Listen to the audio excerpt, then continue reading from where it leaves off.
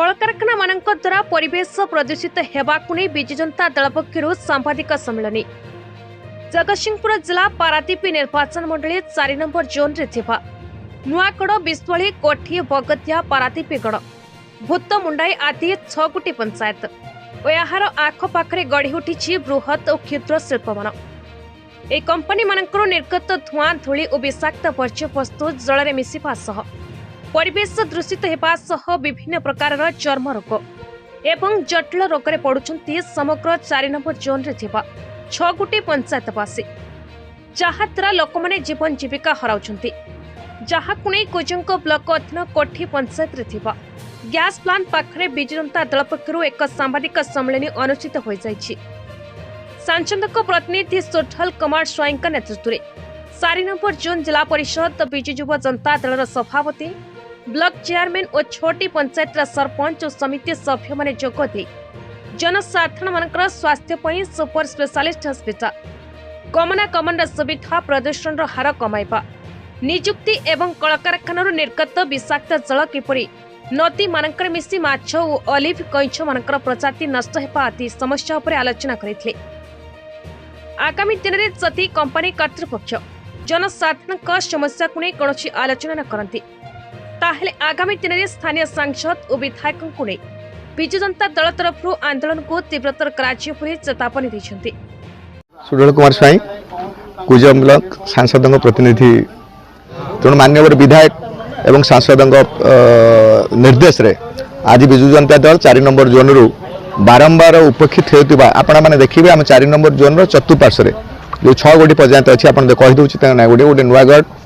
तापर आसवे पारादीपगढ़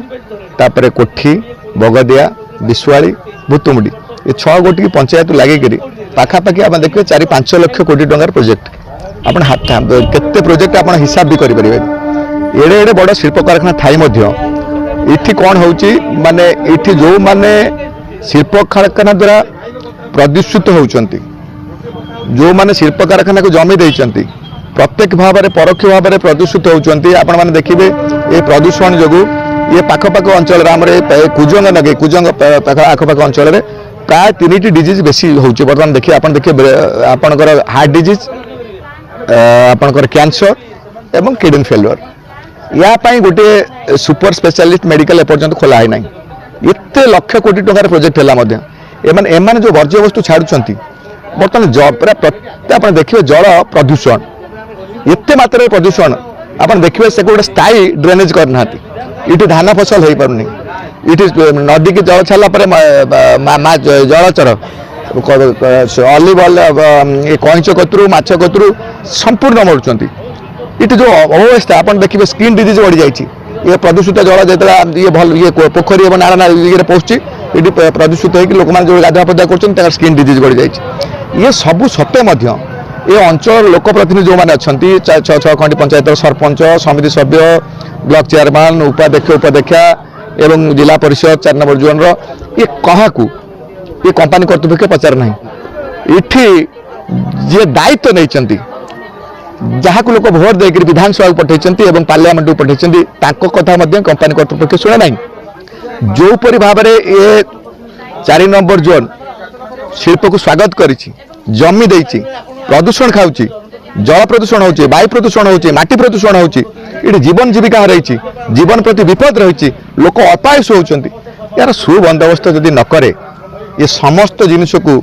सरकार गाइडलाइन जेतिक अच्छी ताधे किसी युक्त करी जदि अंचल कथा न बुझे ताले बिजु जनता दल आगामी दिन में मान्यवर विधायक सांसद को